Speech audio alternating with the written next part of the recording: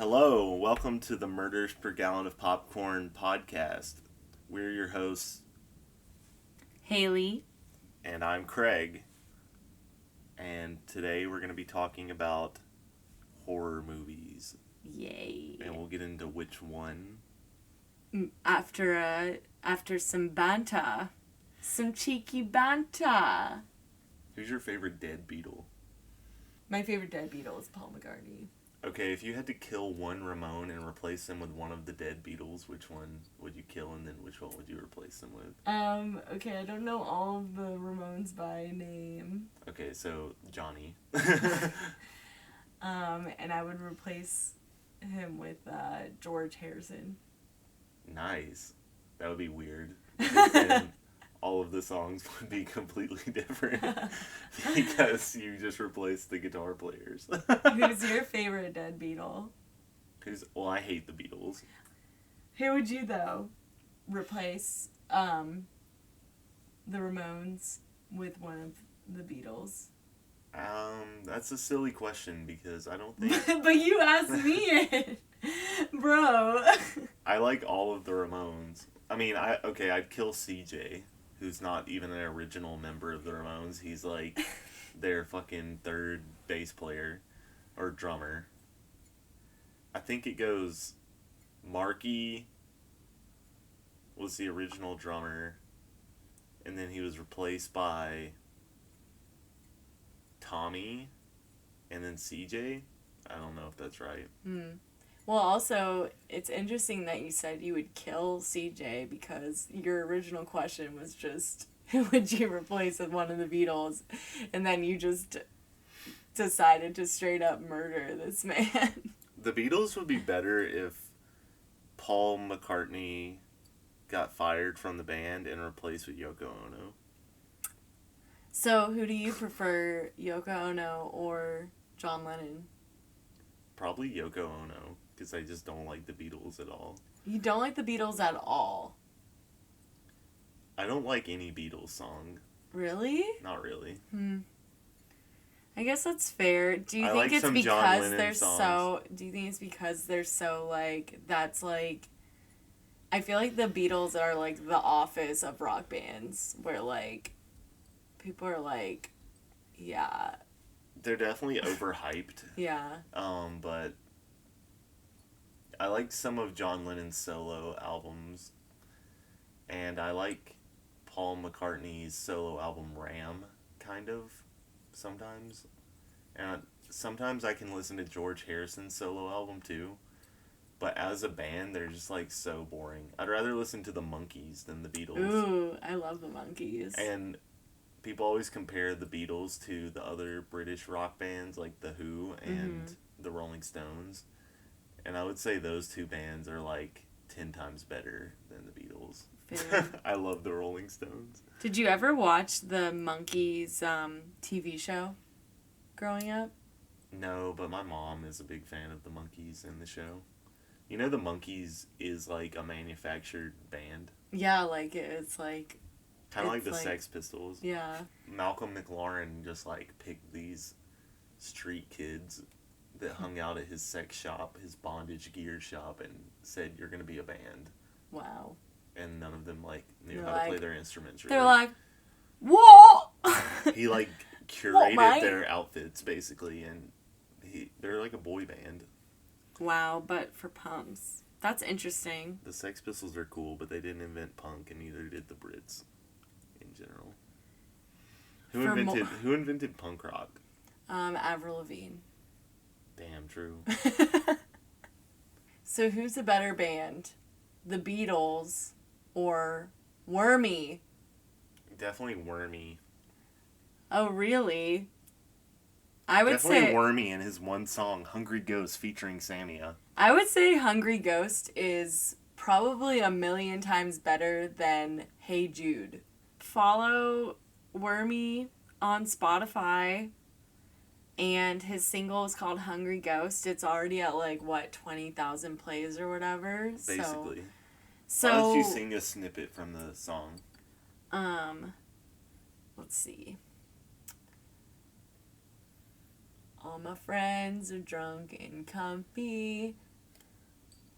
but I still meant none of yours. He's like, I was crying in the back of the lift line. Let's go into what movies we watched this past week. So we watched Mortal Kombat. Well, I watched Mortal Kombat and Craig chose to nap during it because Craigie does not like CGI gore, and that's all it was, so... Yeah, I fell asleep before it even really got started. Yeah, I mean, it was kind of like... It wasn't grabbing me, it just seemed like... They were like, alright, let's make a Mortal Kombat movie, but pretend it's in the Marvel Universe. Yeah, it did feel very much that. It was kind of disappointing, I think, because it was so hyped. I feel like Not that's my why favorite. we were, like, let down. Not my favorite style of filmmaking. Yeah. We watched Joe Bob's Last Drive-In live last Friday when they were playing Audition and Class of 1984. And I watched Audition for the first time. Craig's seen it before, and it was like one of the most disturbing movies ever, just like from the last 15 minutes. I actually thought I was gonna pass out. I remembered it being more disturbing than it actually is, though, I'll say that. Yeah, I think it's not too bad, but there was one scene for me that really triggered me, and it involved throw up, so...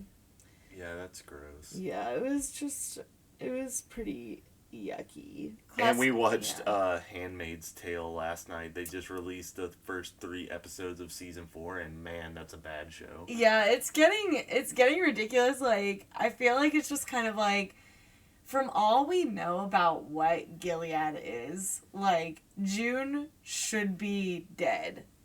Like, basically... They're like, let's keep her alive just to keep things interesting. Yeah, like, literally, it's, like, honestly bizarre. Everyone like, else dies, like, brutally the second they speak out of line. Yeah. And she's, like, escaped 10 times now. Like, literally... Just to, like, I think she just, like, likes getting caught. Yeah. But I'm still very entertained by it. We stayed up till like 2 a.m. watching it, which was my choice. I feel like streaming service shows are just doomed to, like, lose all of their steam by the 4th season. Yeah. So, you know how the last Friday the 13th movie that we talked about, Friday the 13th Part 7, it was complete trash? You guys know? So, why was that movie bad, Haley? I would say the acting and characters, flat, terrible. The plot, not interesting. Don't give a fuck about Carrie versus Jason. Just, like, not gory enough kills. Like, just overall, like, lame as fuck. Like, it just wasn't even funny. Like, they flopped from the initial concept. Yeah.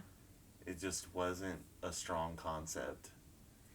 And then they built this whole story around this concept that someone probably said in, like, a storyboard meeting. Carrie versus Jason! And they're like, yeah! And then they built the entire script around this weak concept. And they had to, like, justify the concept by this, like, feeble attempt to get us to care about the Carrie type character, which no one cares about. It was just, like, none of the characters... She wasn't a good final girl. Yeah. She was dumb all the way through. I feel like she made dumb decisions. Mm-hmm. She was boring. She was a bad actress.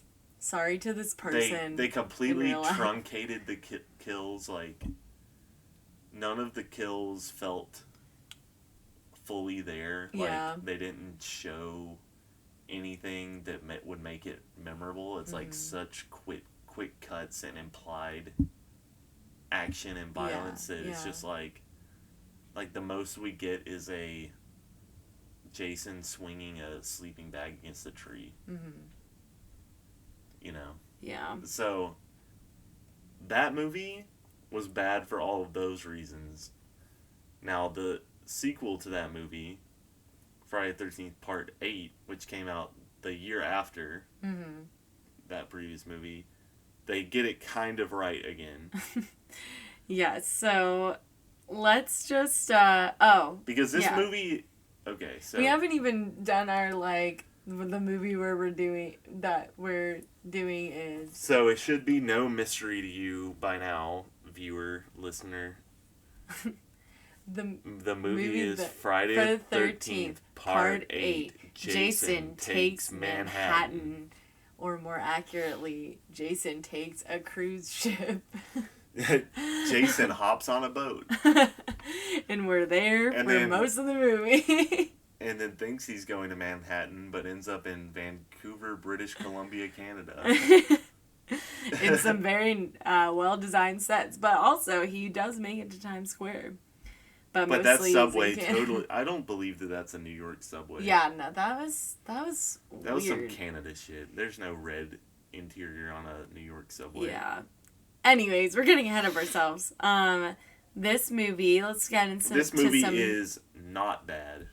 This movie... In our opinion. Yeah, we loved it. Just gonna preface it there. And we do live in New York City.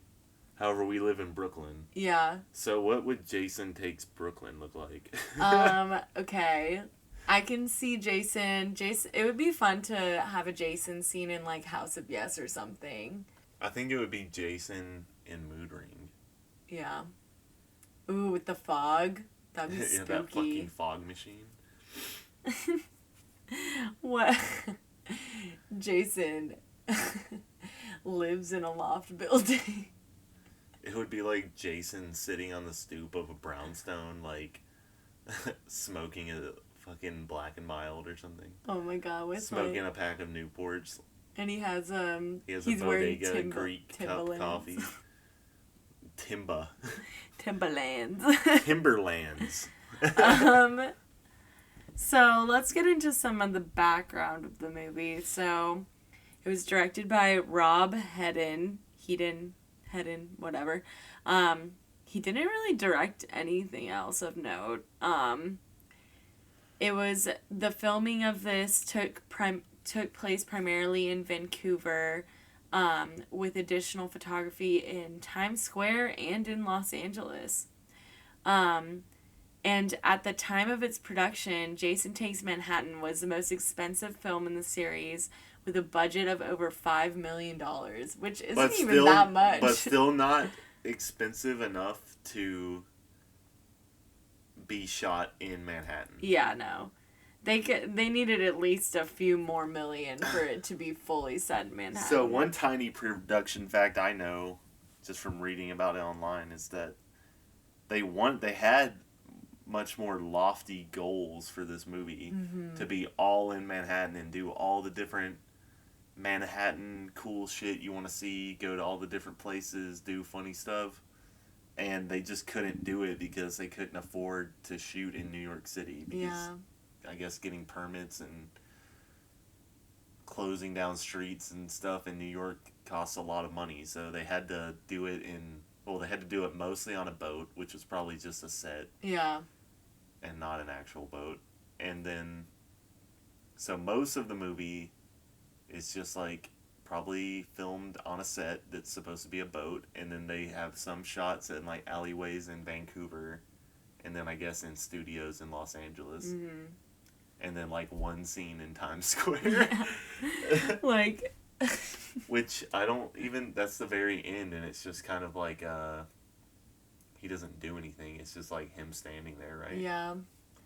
And then, yeah, no, it's... So when you look at it like that, this movie sounds like a complete failure. Yeah. But it's okay. It's pretty good. It's got its I was very happy, and I think it was because we were coming off of the seventh one, which was so disappointing to me. Also, we had never seen this one before. So Jason Takes Manhattan was unfortunately the poorest performing film in the Friday the 13th series to date. Well, that explains why after this movie, the next movie doesn't come out until 1993. So Yeah, they were over it. They were like, we give up. Well, this also was supposed to be the this was supposed to be like the finale, basically. And we'll get into this a little bit. Wasn't part 4 supposed to be the finale? Yeah, if there's one thing that we know about Friday the 13th, it's there is no finale. There's no finale. And eventually it will return. Exactly. Jason always lives. God, it would be so cool to see a new Jason movie. I know. I would love to see this movie with a higher budget. That's what I kept thinking the entire time. I was like, if I had one Friday the 13th wish, it might be remake just Jason Takes Manhattan and do it right. Yeah, that would be sick, dude. You could even just take the Jason from the remake. Mm-hmm. Like, just continue, like, pick up where that movie left off, but take him to Manhattan. Or just do it as a one-off, like, yeah. Jason Takes Manhattan, simply titled that. No Friday the 13th Part 8 or whatever. Yeah. And just have him do a bunch of cool shit. Let's see the original script for Jason Takes Manhattan. This is set in Crystal Lake, then the SS Lazarus, which is a very interesting name for the boat. Because in the Bible, somewhere, I'm not religious and I have never read the Bible, but my parents are, and I know who the Lazarus character is because one time when I was young, my mom was dropping me off to school in her Ford Explorer before work, and we were barreling down this country road, and this stray cat jumped out in front of my mom's car, and she ran over this cat and thought she killed it. And so she just, like, I don't know, I guess I can't remember it happening, really. I remember the day. Yeah. But she ran over this cat, drops me off, and then goes back. Drops me off at school so I'm not late, and then goes back and, like, sees that someone is, like, the cat's still alive, and someone's trying to help the cat, like,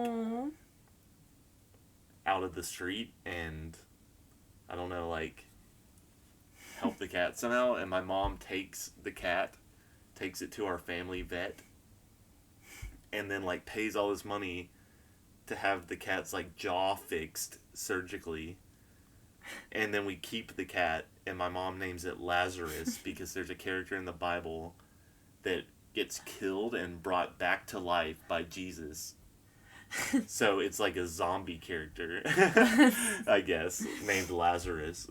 So the SS Lazarus, so yeah. I guess there's referring to the fact that Jason is now can't die and keeps being brought back to life. Yeah. So that's interesting. And then other settings are Times Square, a shipyard probably in Vancouver, and sewers. That's probably in a studio somewhere. Also in Vancouver. And the subway. That's probably also in Vancouver. So, let's go right into it with the plot. So the movie starts and you see these two teens on, like, a little boat. Like, what would you call that size boat? Before this, though, there's, like, so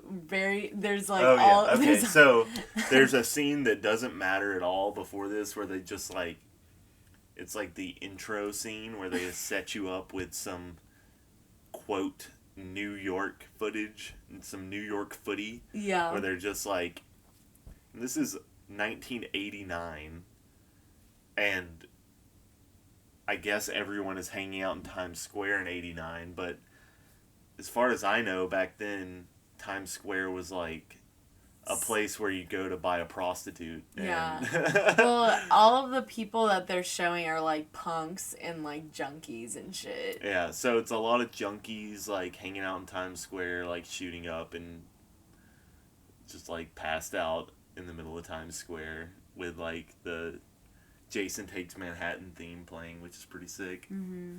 So Jason is nowhere to be seen in this scene. No one says anything in this scene.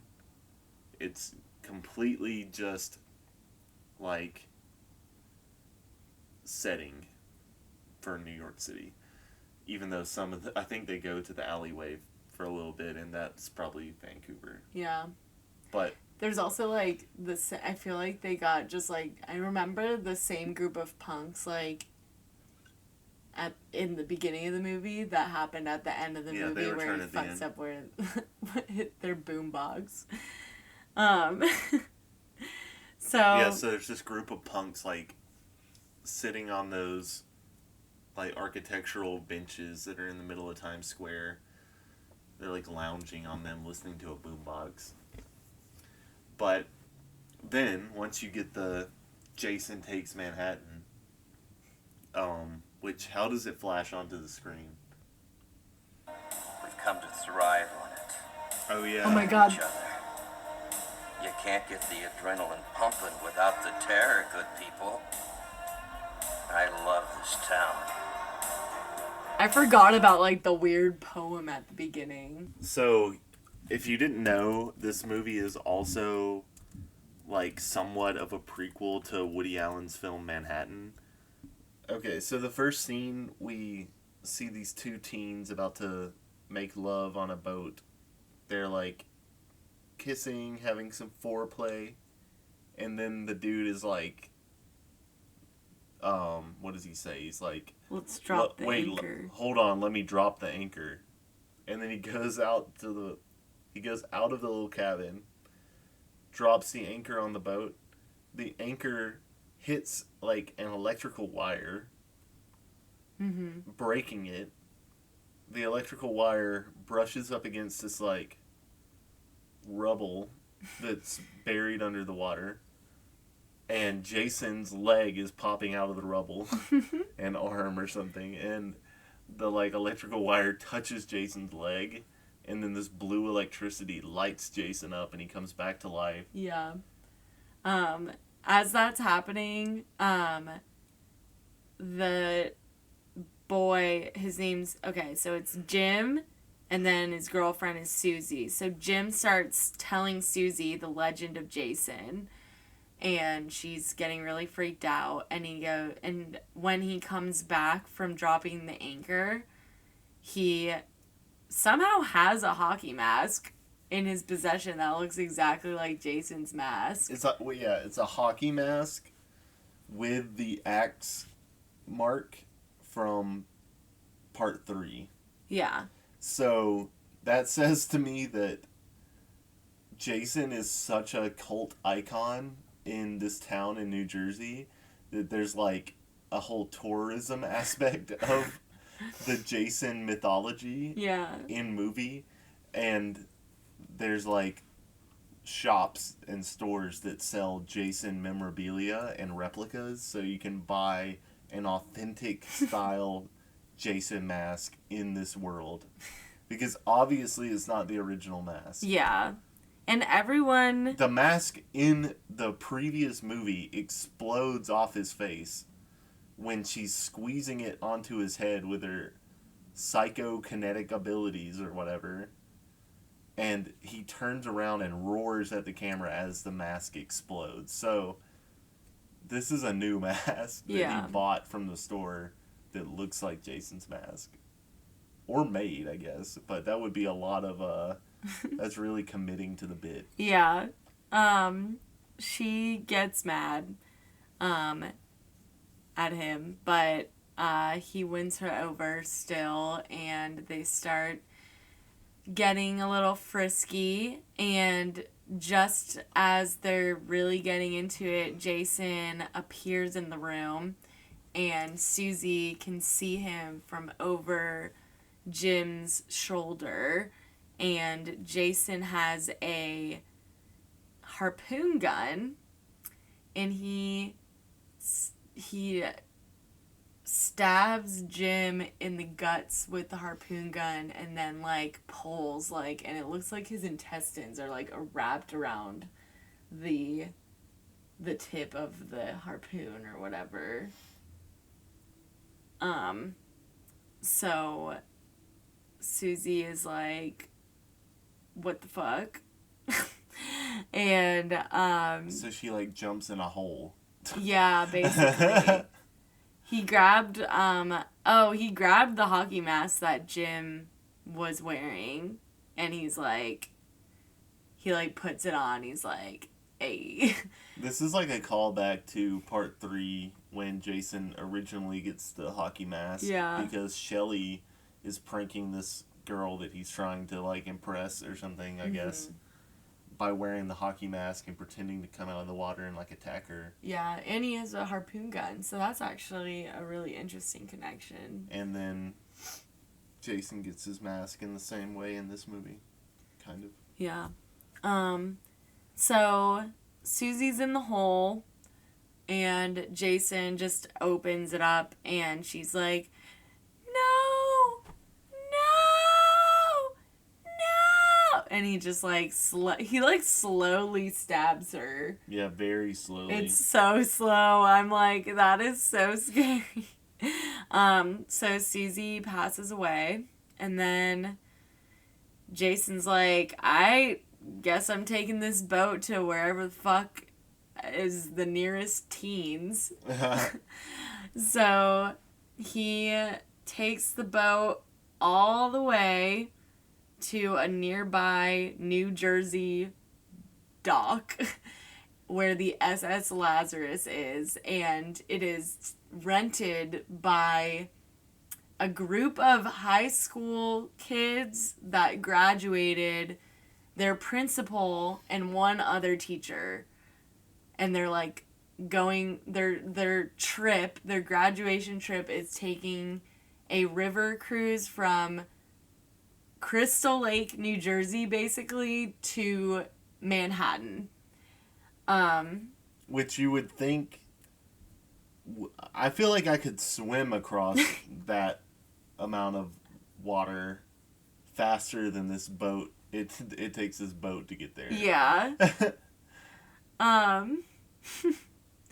And crewing the SS Lazarus is like a Crazy Ralph type guy. And I think he sees Jason like starting to climb on the ship, and he's like, we're all gonna die. Like, he basically starts that shit like very early, but he doesn't even get a name. Like, literally he's credited as like crew member or whatever. So in the script they didn't even fucking give him a name. Yeah, sad.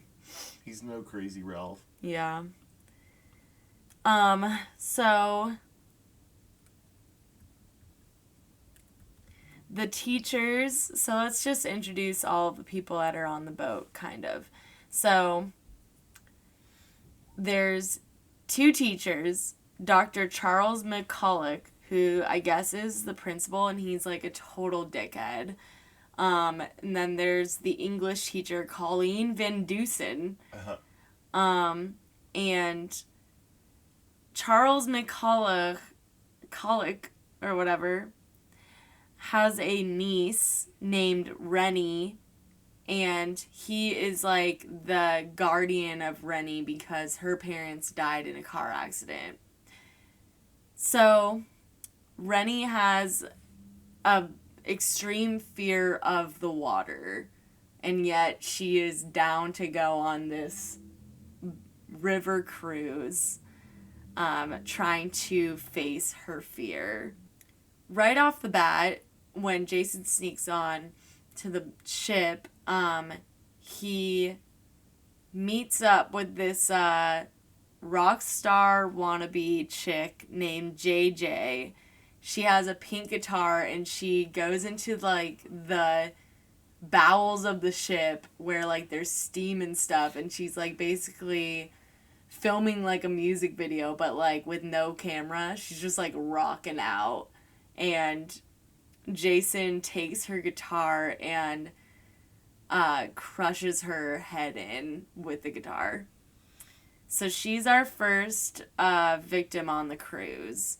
But also, I want to say that before there's the first kill, the cruise leaves the dock, and then you see all the different activities going on board the ship. Mm-hmm. So the second the cruise fucking leaves the dock, there's already like a disco dance party on one floor.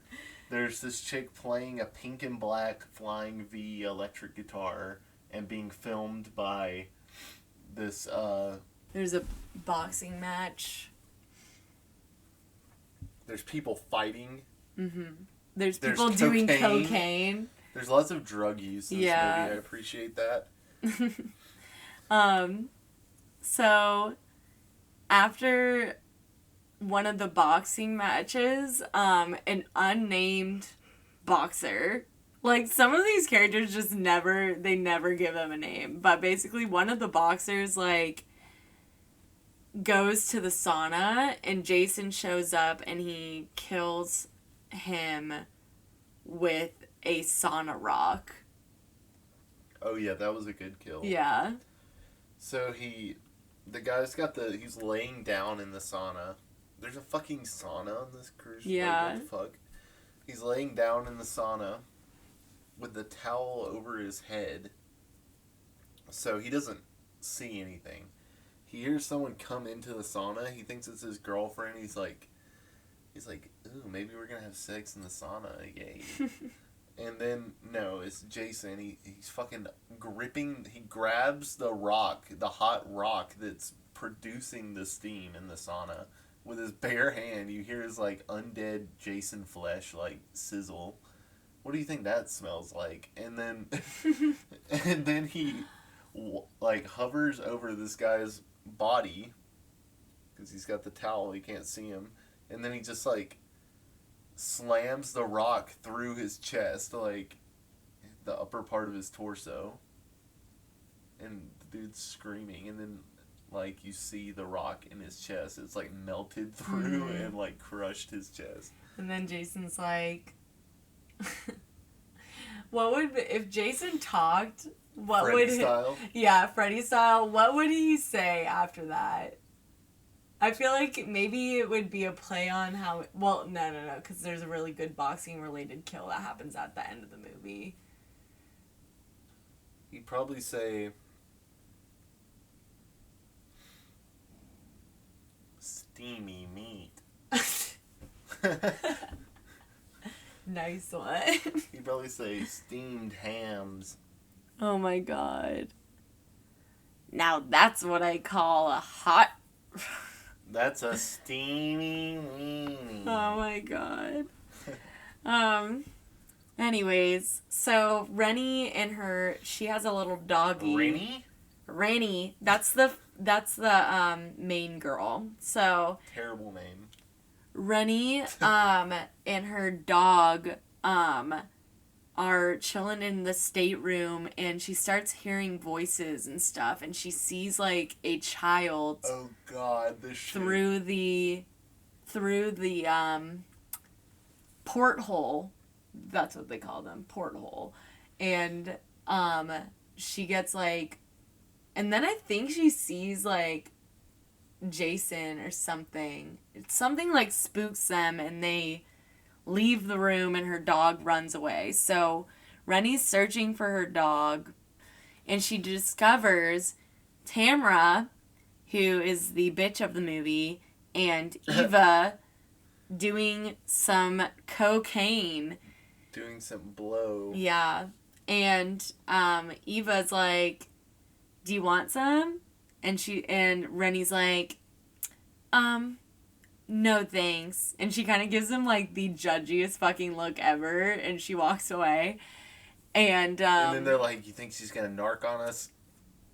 After Rennie sees them doing blow oh yeah, in the basement, yeah, the annoying ass fucking dad principal guy who thinks he's their fucking dad. Is he her dad? No, he's her uncle. The uncle. Yeah.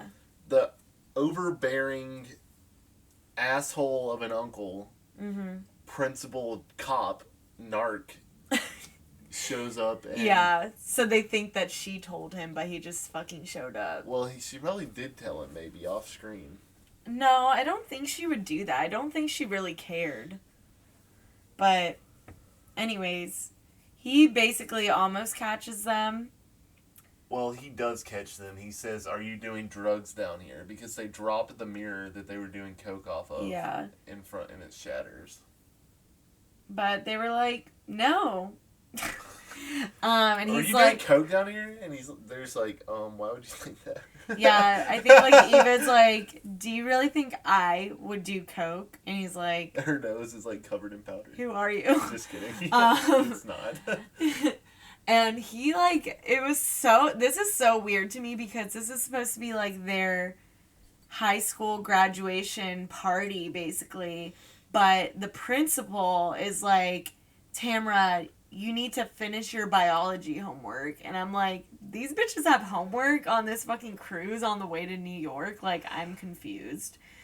So they kind of get in trouble, but not really. So Tamara decides that she's going to enact her revenge on Rennie by fucking her uncle.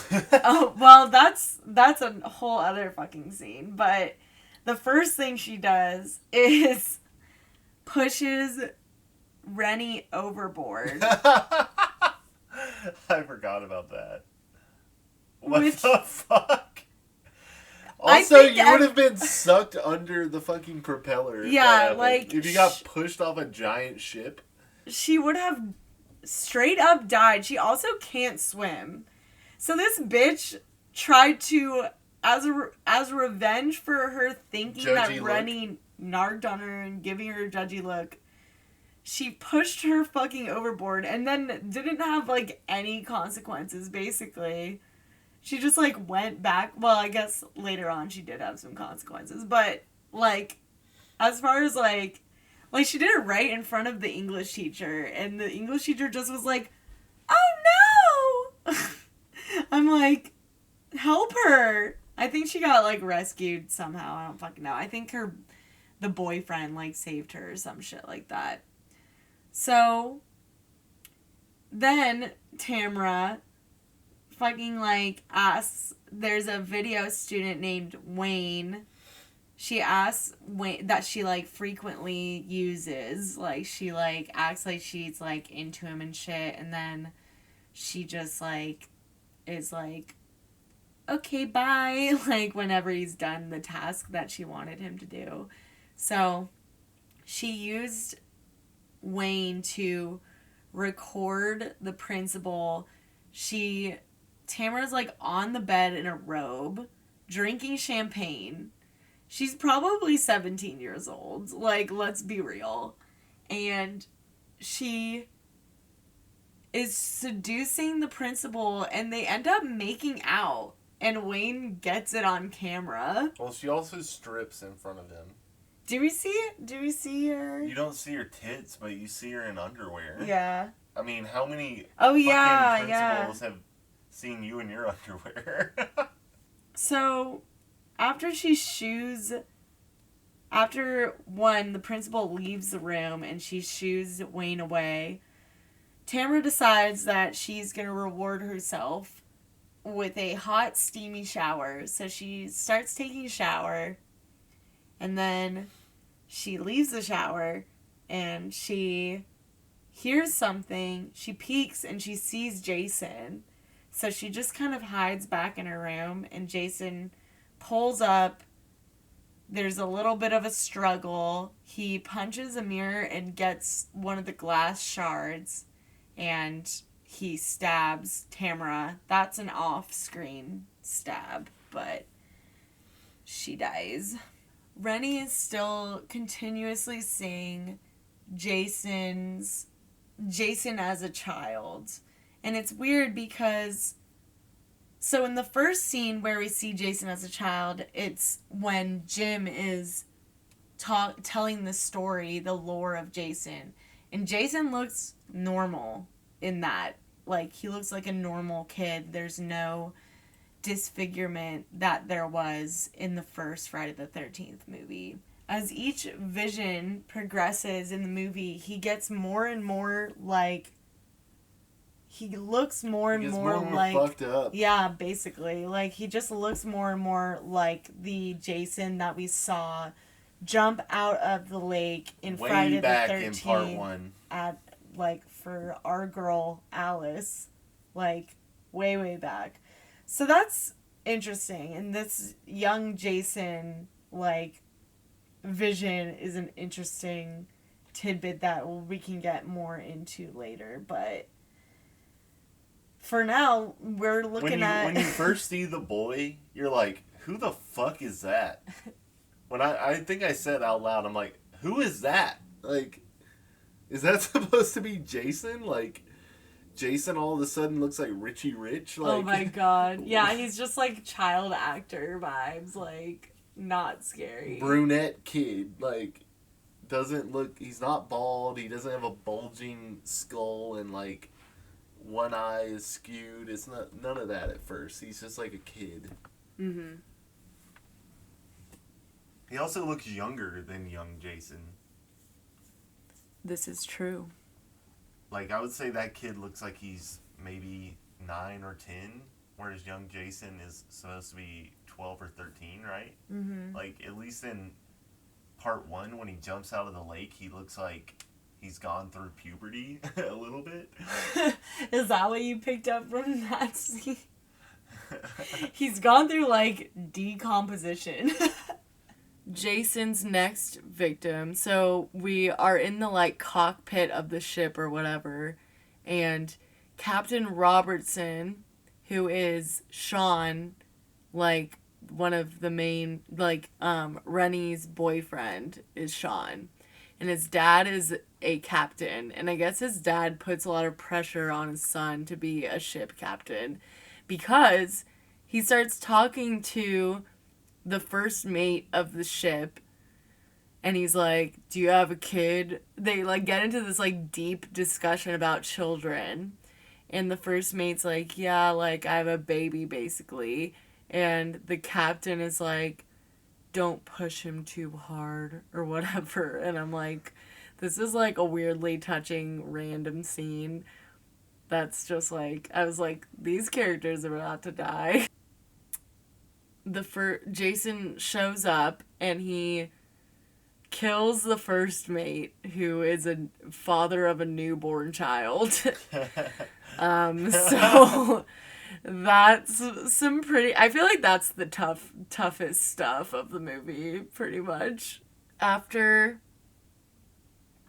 the first mate is killed by Jason, Captain Robertson is also killed by Jason, and Rennie's boyfriend Sean, who is Captain Robertson's son, discovers both of them, and the whole ship basically shows up to the cockpit and like talks it through and figures out what their next plan is to keep this ship from just like wrecking into something. Yeah. So, one, they know there's a murder on the boat. Everyone except for the fucking principal is like Jason, and the principal, even though everyone's fucking familiar with Jason's lore at this point. So everyone knows that Jason has come back from the dead multiple times at this point, and the principal is still like, that's impossible. I'm like, you're from Crystal Lake and you really think that it's impossible that Jason's on this fucking ship? Like, you're a dumbass. And he's like, it's the sketchy deckhand, our crazy Ralph transplant. He's like, that's the guy, because he keeps talking about Jason, but I think it's him. And everyone's like, okay, well, we think it's Jason, so we're gonna go with, like, trying to find Jason. So they all, like, kind of separate. Eva was, like, the only one on the ship that didn't show up to the cockpit, and she's walking through. She's going to Tamara's room because she's like, hey, they're calling us to the cockpit. There must be something going on. And she sees Tamara's dead body. It has mirrors all over her body and her face and shit. And she's deceased. So she's like, holy fuck. And then she sees Jason, and he chases her into the disco room. The discoteca. The discoteca, if you will. And he basically strangles her to death on the dance floor. So, all of these early murders in the movie, I would say at this point we're only like 30 minutes into the movie. That's what it feels like, but... So there's murder after murder after murder, and none of them really matter. We're talking about them pretty in-depth, more in-depth than the movie it shows them. So these murders happen like back to back, it seems like. It's just like, alright, here's a character you've only seen for maybe 3 minutes on screen, murdered. Like basically as soon as the character is introduced, it's like, goodbye. Yeah, if you see a character, they're getting killed, basically. Yeah. Which I feel like is a little bit different than the other ones that we've seen where... Yeah, that's what I thought. All of the students are like fucking like running around trying to search for Jason. The first guy that we see is Miles, who's the videographer. He's like a nerdy videographer, like incel type. And is he? Yeah. I mean, he's like constantly like cucked by Tamara. So he's just weird because he's not ugly. Yeah, no, he's handsome, but you know. Anyways, so basically he goes to where JJ was rocking out, so it's like the bowels of the ship. And is that even the right phrase? Bowels of the ship? Whatever. Yeah, it is. It's the guts of the ship. It's the like boiler room of the ship. It's underneath everything where you're not supposed to go unless you're fixing something. Yeah. Somehow he loses his glasses and he hears something and he sees a shape, so he shoots it and he ends up murdering either one of his classmates or just like an employee of the ship. He just murders someone that he thought was Jason and he's like, fuck. Then he discovers the body of his friend JJ with her head smashed in. And then he runs into Jason, who picks him up and throws him into an electrical box. And he starts catching on fire. And then the ship starts sinking, kind of. So... And this is like probably the third time that Jason has smashed somebody into an electrical box as a kill in the movie, in the franchise. Because, like, that happens in part 3 as well, and then again in part 4. So, another student, this guy named Miles, he runs into Jason in, like, the upper dock area, and he is running away from him by, like, climbing up the sail thing, but Jason is right behind him, and he takes him and he throws him, and he gets impaled on, like, a radio transmitter, like, thing. And then Julius, who is another one of the boxers, and he's, like, kind of like the jock of the movie or whatever, he sees this happen, and he gets knocked overboard by Jason, so he just falls overboard. So then the principal is searching for the fucking, like, deckhand that he thinks is responsible for all this shit. He sees the deckhand, and the deckhand is, like, kind of, like, acting weird, and he's holding like... a knife. Yeah. And then he falls down, and it is revealed that he has a axe in the back, therefore solidifying that he had nothing to do with any of these fucking deaths. Then, this is kind of weird. So, like, a bunch of the students go to the disco, and then, like, no one, like, comes and gets them, and they definitely don't leave the ship, but Jason also doesn't necessarily show up there. But we just see them in the disco, and then, like, all of a sudden, it's, like, the only people that matter are the principal, Van Dusen, who's the English teacher, Rennie, and Sean, and they take a raft. Oh, and the dog, Toby. And they get a fucking raft, and then Julius, who was thrown into the water, shows up on the raft, and they all they're all rowing and shit. The fucking principal is being such a dickhead the entire, like, it's just like, how many times can someone be proven, like, wrong, or just, like, be, like, so, it's like, Sean is the son of a fucking ship man, a ship captain, and this principal, he's like, okay, we gotta, like, paddle and head a certain way, and the principal's like, I don't believe what you're, like, he's like, I don't really trust that you know what you're doing, and I'm like, do you dumbass motherfucker, like, fuck, I fucking hate this character. He's one of the worst characters. Yeah, he's such a dick. Like, literally, why? Okay. So I guess all of those kids just ended up dying. But we don't see that, and, I mean, I hope that they just, like, escaped, because it would just really suck to, like, graduate from high school and just, like, all fucking die in, like, not even by Jason, just, like, because the ship sank. And no one, like, saved these kids. Well, their best years were behind them. True. Yeah, I would say college is better than high school. I thought it was... They're from Crystal Lake. They can't afford college. Oh, my God. They pull up, they see the fucking Statue of Liberty, and they're like, holy fuck, somehow we made it to New York. Actually, it wasn't that hard, because... we literally came from fucking New Jersey. Yeah. So they pull up to some sort of, like, weird dock shipping container area. And immediately get mugged. Yes. And, by... two punks. Yeah, they're, Punk like, thugs. two punk thugs. And, they kidnap Rennie. And... they take her to, like, a and like, everyone's like, what do we do?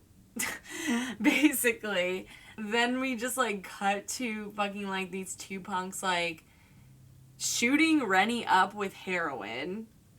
And, like, they're about to sexually assault her. Jason shows up, and he Saves her. He saves her. So the we anti-hero Jason. So we stand.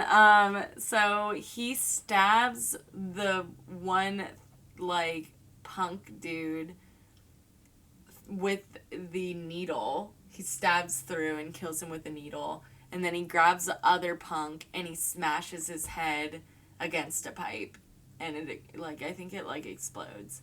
Then he sees Rennie and he's like, I want to kill you because you're a living, breathing human, and that's what I do. He's like, now that I stopped those people from killing you, I can kill you myself. Rennie runs the fuck away. Then we have one of the most epic fight scenes in all of cinema, probably. So, Julius is, like, a fucking, like, athletic boxer, dude. And somehow he meets Jason on a fucking rooftop. And he's like, let's fucking fight. So he literally punches Jason. Like 100 times and he's punching Jason and pushing him back with each punch closer to the edge of this building. Mm-hmm. He's on the roof of a New York City building. And... Jason's just, like, doing the fucking rope-a-dope. He's, like, doing the Muhammad Ali rope-a-dope. He's just like, I'm gonna just, like, take the punches in stride. Mm-hmm. Just let the other guy get all tired. Yeah. And then I'll strike. And so Julius literally goes, His give it... knuckles bloody, sweaty, doubled over. He's like, alright, I punched you as much as I could. My hands hurt. Give me your best shot. And Jason's like, and then hits him with the fucking left swing. and takes his head clean off.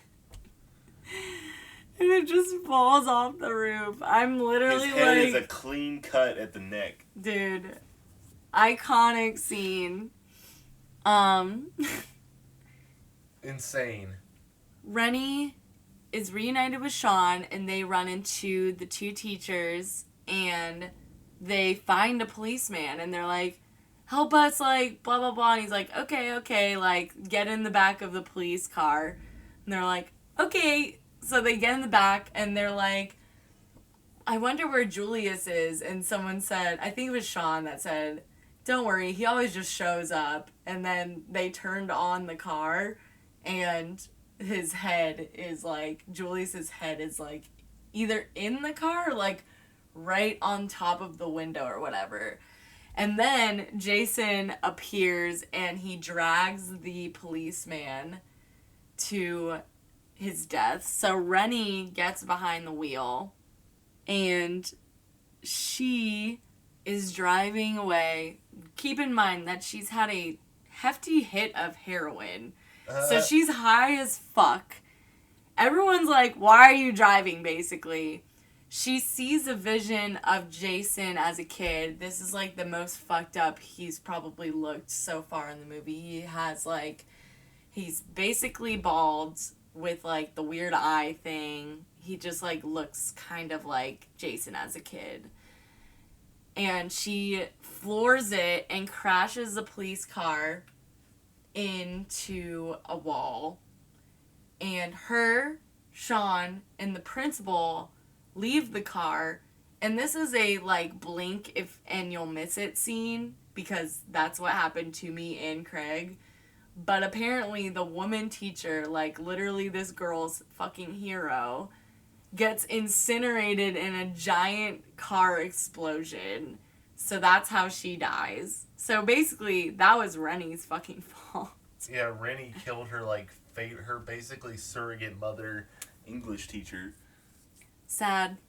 She, there's one scene at the beginning of the movie where,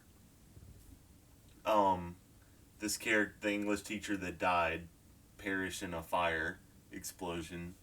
She is talking to Rennie, mother-like, Mm-hmm. and the uncle comes up and he's like, I'm her caretaker. And she's like... He's like, you don't talk to her. I'm the one who I own this woman. This is my property because I'm the uncle. That's the way God intended it. Yeah, literally. It's like, shut the fuck up. Yeah. So that's pretty tough stuff for Rennie. She obviously likes the English teacher more than her uncle, who's the principal. Yeah, we were thinking that maybe the English teacher was going to survive, but... Nope. Rennie looks into a puddle of water or gasoline and has an entire flashback scene where she is a child. Her and her uncle are in a boat, and her uncle's like... The uncle, who is... the asshole. The principal asshole. We hate him. He sucks. He is in a boat and he's like, well, you gotta learn how to swim. And she's like, okay, I, like, will. But, like, I don't know how, so, you know, I just gotta, like, learn in my own time because I'm a child, I guess. He's like, no, I brought you out here because you're gonna learn how to swim. And he knocks her out of the boat. She's, like, fucking... She doesn't know how to swim, and he knocks her out of the boat in the middle of the lake. He says, like, something like, oh, fuck, I think he told her the story of Jason, and she's like, I'm dragging afraid. her under. If you can't swim, he's gonna pull you under. Yeah, and literally, apparently, she was in the lake when Jason was a child, and he did actually pull her under. But then somehow she survived that. But that's why she carries this weird... So, okay, at the beginning, like... Makes no sense. It doesn't make sense, but I remember when we were watching this, she started, like, seeing, like, weird things, or, like, there's, like, some weird talk about her fear of water shit, and I was like, that's gonna be some kind of weird Jason-related trauma that's gonna be revealed later in the movie. Yep. And it was. So. But also, she could have just been fucking high. True.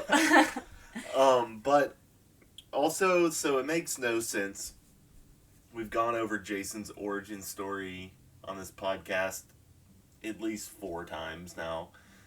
And what is commonly understood amongst fans of the series is that the events of the first movie take place because the mother thought Jason was drowned and died. Well, and she's getting revenge. Well, she must not have known that Jason was special and has powers and didn't actually die, but was able to be drowned and then come back to life, or escape and go live in the woods and like basically forage, like eating nuts and berries in the fucking woods, collecting scraps and stuff, killing animals. And then he watches his mom years later kill all of these people. So the mom gives up on finding Jason's corpse, I guess, to have a proper burial. Yeah. And Jason's just in the woods and then happens to see his mother getting revenge for his death. And he then sees her get decapitated by Alice. And that sends him down a path of revenge, getting revenge for her death against the camp counselors who also drowned him, quote unquote. Not really. So, it doesn't make any sense that, and just so we're clear, we still aren't sure why the boy is in various stages of deformity in these flashback scenes, because once we see the actual memory, he's fully deformed. No hair except for like maybe some stringy hairs. Basically bald. Kind of looks like a new take on the original boy Jason design from the first movie. But that doesn't explain why sometimes she sees him as being a normal child. Yeah. And maybe there was this shit cut from the movie that explains that. Yeah. What are your thoughts? I feel like it must be some sort of... I think it's sort of like... Okay. So, as we... First of all, like, I think it's important to note, the first time we see child Jason is through the lens of these 2 characters talking, like, on the houseboat. So, Jim, the first death of the movie, Jim is telling the story, and I think, honestly, it might be sort of like how when you're telling an urban legend or any lore, how, like, versions and perceptions, like, change of the character, and it's like each person tells a different version of a story. So it would make sense that these characters that don't have Jason-related trauma, have never been to Camp Crystal Lake, know about it somehow, like, wouldn't know that, they just think that Jason was a normal kid or something. Like, I don't know, maybe that's their perception of it. I don't know, man. But my biggest problem with this element of the story is that we're to believe that sometime between Jason drowning and the events of the first movie, she was out on the water with her uncle, and boy Jason is just like an aquatic being. Like, Jason just lives underwater. Yeah. Like, no. What we're supposed to believe is that Jason was thought to be drowned, but left the water and lived in the woods. Not that Jason can just live underwater like he has fucking gills or something. But he kind of can live underwater. Well, no, after Jason is zombified, after he is brought back to life through electricity in part 6, he is a zombie, and zombies can live underwater, as you know from Lucio Fulci's Zombie 2. This is true, but also when you think about Friday the 13th Part 4, like, there's scenes where Jason is, like, hunting underwater, basically. Like, there's that one scene where the girl is in the boat, and Jason pops up from underwater. She's in the middle of the lake, so he had to have, like, been under the lake for multiple minutes.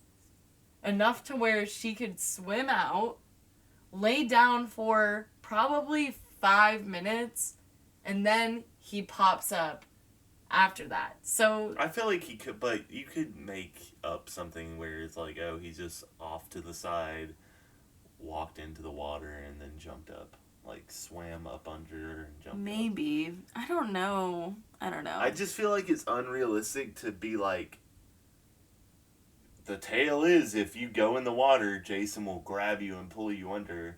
And then it's like, sure enough, Jason's just living underwater. There, he lives underwater. Like, what is he, fucking Aquaman? Like, Jason does not live underwater. Like,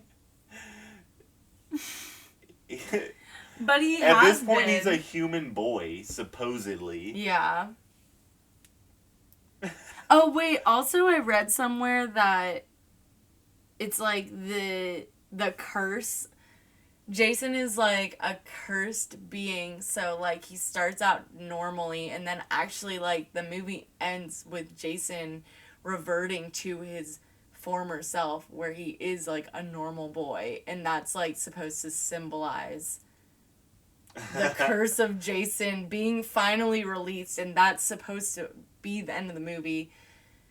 Which I can believe. Which I want to get into later, but also, like, I feel like now that we're on a roll, I should just finish it and say that basically they wanted the final scene where Jason's, like, dying and shit.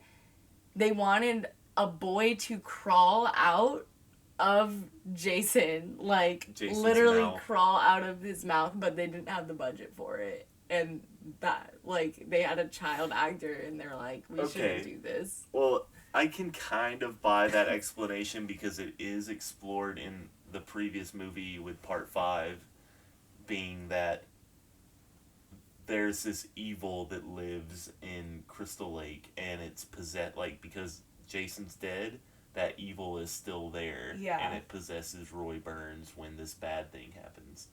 Back in New York City. So. Subway.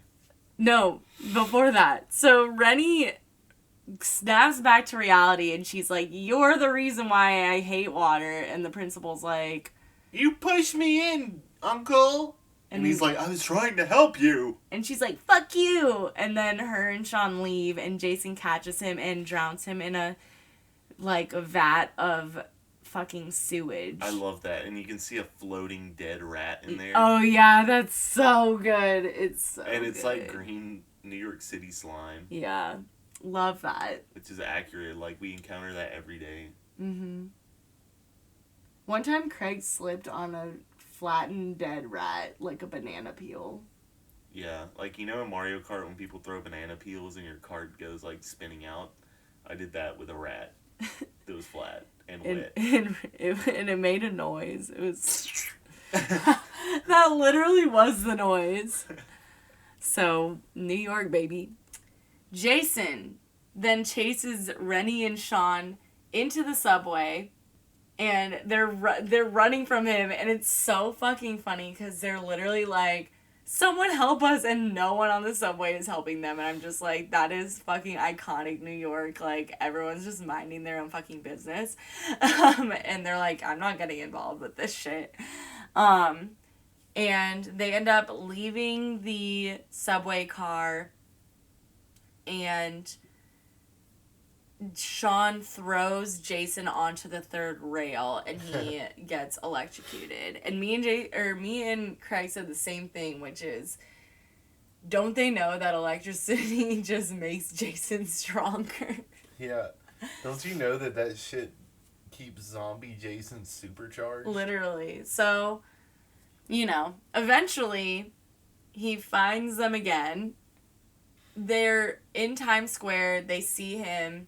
He walks. There's a group of punks fucking listening to a boombox, and Jason just, like, for no reason, destroys their boombox. And then they're like, hey, what the fuck? And they, like, pull out switchblades, and then Jason just looks at them, and then they just run away. He chases them into a diner. They're trying to, like, they're trying to call, the police, because they're gonna help him. Let's say, 1 second, Jason in Manhattan, he's fucking, Jason, what are you doing? Why do you want, like, you're in the city, this fucking city with millions of people living in it, and you only want to kill these 5 people? What are you gonna do when you successfully kill these 5 people? Are you going to start killing other people, or are you just going to walk back underwater, under the fucking Hudson River, walk along the floor of the river back to Crystal Lake? Like, why aren't you killing the other New Yorkers? You pass by hundreds of New Yorkers in this movie. I know, he doesn't kill You only anyone. kill the ones that are in the way of the people from Crystal Lake.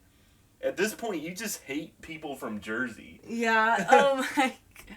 Like, he doesn't give a fuck about anyone not from Crystal Lake. Like, he will not rest until every citizen of New Jersey is dead. Like, what is he gonna do when he runs out of, like, Jersey folk? I don't know. He's in Manhattan, he's not killing any Manhattanites.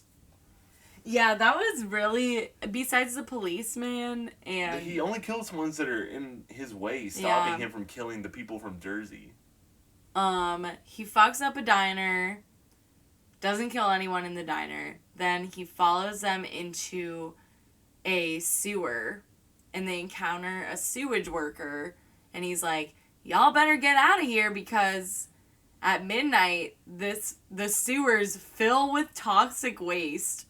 So apparently in New York, every day at midnight, the sewers fill with toxic waste and incinerate everything. You didn't know that? Is that actually... No.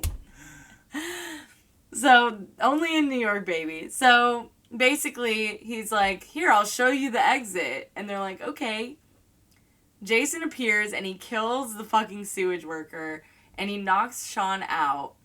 And he's about to do the final blow to Sean, and Rennie was like, you got me in the lake, but you're not gonna get me again. Or I think she said, you didn't get me in the lake, and you're not gonna get me here. And he's just like, ooh, and then follows her. And basically, she throws a vat of toxic waste onto Jason's face, forcing him to remove his mask and reveal face melty Jason, which looks a lot like corpsey Jason, but way like slimy and Smooth. By the way, the whole time he's like soaking wet too. Yeah. He's dripping. Dripping. Came through wet. dripping. Drip drip. So he chases them.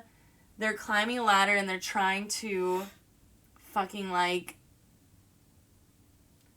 leave the sewers, but it's like they can't open the door in time, and Jason's holding on to one of their legs. Yeah, he's holding on to Rennie, and then the toxic sludge comes and miraculously does not touch Sean or Rennie at all, but grabs Jason and melts him. We see him like fucking vomiting. Jason's vomiting water. He's like fucking melting, and he getting wetter by the minute. He melts so much that he just is turned into a child. Jason is like an onion. He has layers. The innermost layer is just a normal looking child actor. A strapping young lad.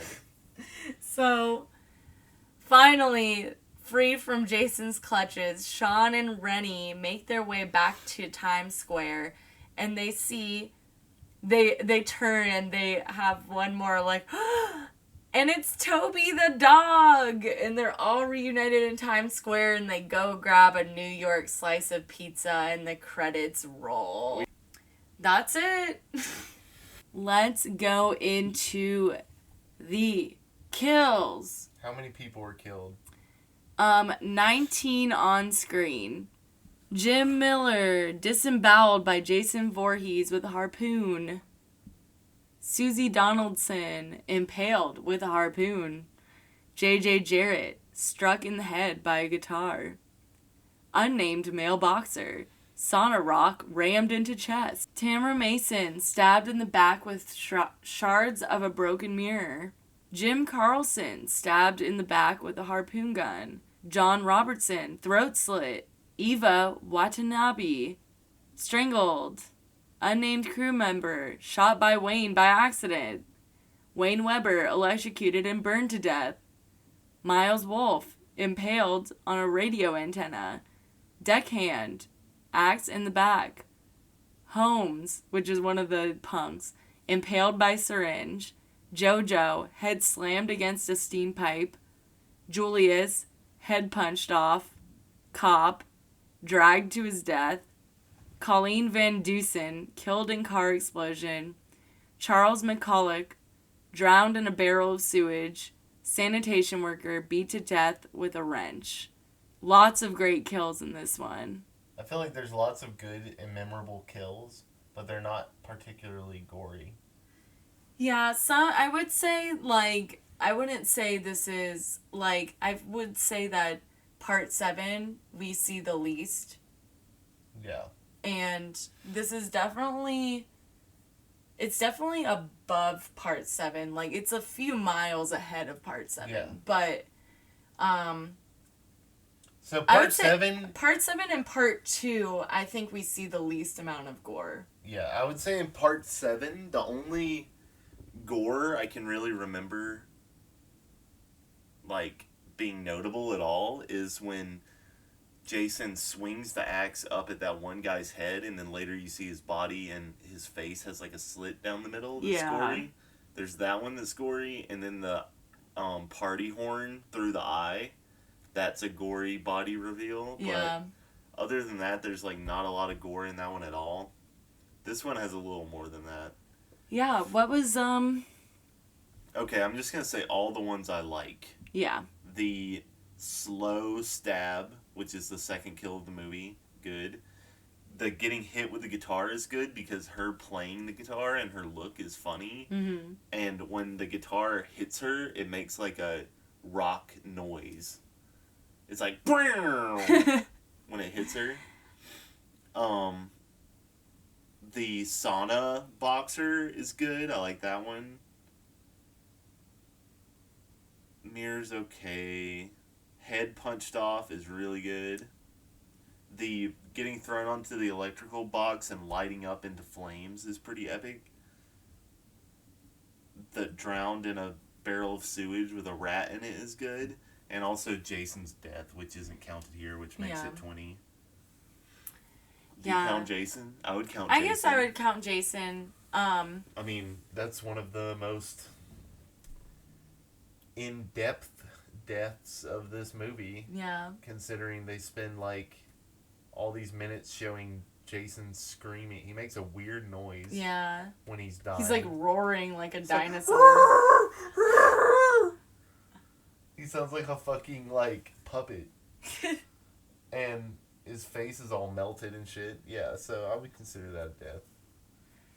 Yeah, I would say, for me, my favorites were pretty much the same. Like, special, I think my favorite number 1 was when Julius got his head punched off. Yes. Because that was just like, that was fucking whimsical fucking scene. It was so fucking funny, dude. I was just like, it was such a like slapstick move too. This movie was fucking funny. Like, this is like the exactly what I. Yeah, this movie's not scary, I would say, at all. yeah, no. There's a few jump scares, but those never really get me unless it's like a modern horror. Yeah. Older jump scares, I feel like, never get me. Because it's always just like orchestral string, sudden orchestral string, and then like just like Jason's there, and you're like, well, I've been expecting him anyways, so. So, out of the 10 seconds that this movie takes place in Manhattan, how many seconds out of 10 seconds in Manhattan would you rate this? I would rate this movie a 7.5 seconds out of 10 seconds out in of 10 Manhattan. seconds in Manhattan, and here are the reasons why. So, docking the low points or whatever, docking points off, we're gonna Docking. Hey. Docking this yacht in the Hudson Bay. Mm-hmm. So, I would say it knocks off some points for me. The fact that, you know, it's not necessarily Jason Takes Manhattan, but I did really enjoy Jason on the cruise ship. So that just kind of cancels itself out. And then I would have liked to see more New York related deaths, just like New Yorkers dying at the hands of Jason, like just get that body count up in the last few minutes. That would have been cool. And then the other thing is that I didn't love that there were certain characters that died and I didn't even fucking like realize it because it was so under the radar, and there were a lot of characters that just like never even got. This was the first movie where there was characters, well, like that's not necessarily true, but like it sort of feels like this is the first movie where there's a lot of unnamed characters, just generic characters that just existed to be killed, which was fun because it got some good kills out of it, like the unnamed boxer and the fucking, like, deckhand guy. But, like, I don't know. There were a lot of great characters, so it would have been cool to, like, know what happened to some of them, like the fucking, like, kids that just were in the disco, like, what happened to them, you know? But yeah, overall, liked it a lot. So, out of the 10 seconds that this movie takes place in Manhattan, I'm gonna rate it 6.5 out of 10 seconds in Manhattan. And that's just a little bit lower than Haley's. Basically the same thoughts. I will say that this movie is like a huge disappointment. Just because, like, it's called Jason Takes Manhattan and they didn't deliver on that promise really at all. Like, he goes to Manhattan at the very end. Like, I would have preferred if this movie were, if you flipped the ratio of time spent on boat and time spent in Manhattan. Like, we should have been on the boat for maybe 20 minutes, and the other 75 minutes should have been in Manhattan, I think. Yeah.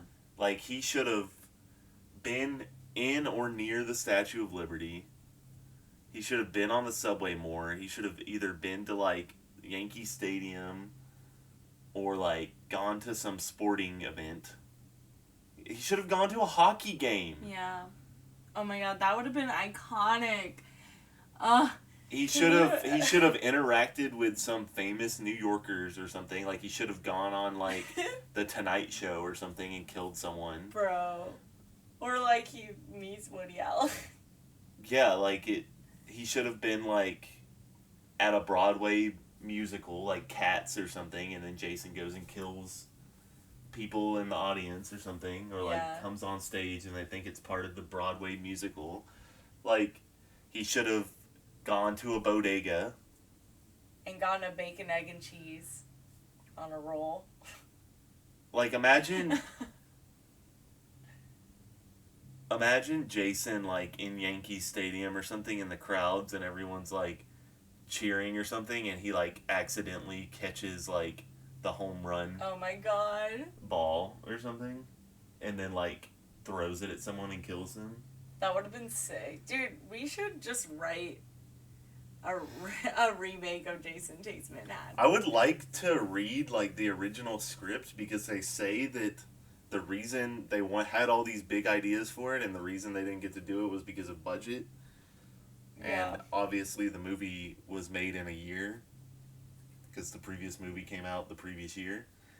So maybe time restraints too. But, like, what was proposed? Like, it could have been so much better. What we got is fine. It's nowhere near my favorite Friday the 13th movies, but it's fun and it helps that we live in New York. Yeah. Although we didn't even get to really see that many iconic New York locations. Only Times Square. Yeah. Which, like, something that I'm, like, just thinking about is, remember, so, like, Sean gives the main girl, Rennie, a necklace with the Statue of Liberty on it, like, when they first see each other on the boat. And she makes a whole, like, speech about how she's always wanted to climb to the top, and he's like, maybe when we get there we can go. Yeah.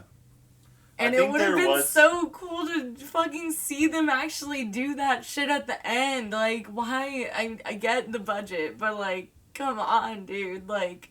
Yeah, they can, like, that's really the most they could do is Times Square, where there's not even a kill in Times Square.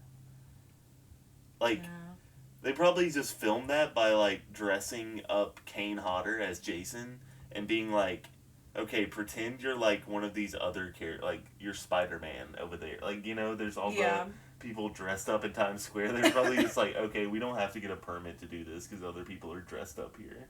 So let's just film here. But, yeah, I mean, this movie, like, I would definitely recommend. I recommend it. I would definitely watch this with anyone, like, even if you don't like horror, like, this movie is really silly and fun. Here's what I'm learning about the series. 1 through 6, that's the good. That's the watch these movies, they're good, and they tell the complete story that you need to know of Jason. 1 through 6. That's in my opinion, the good. Mm-hmm.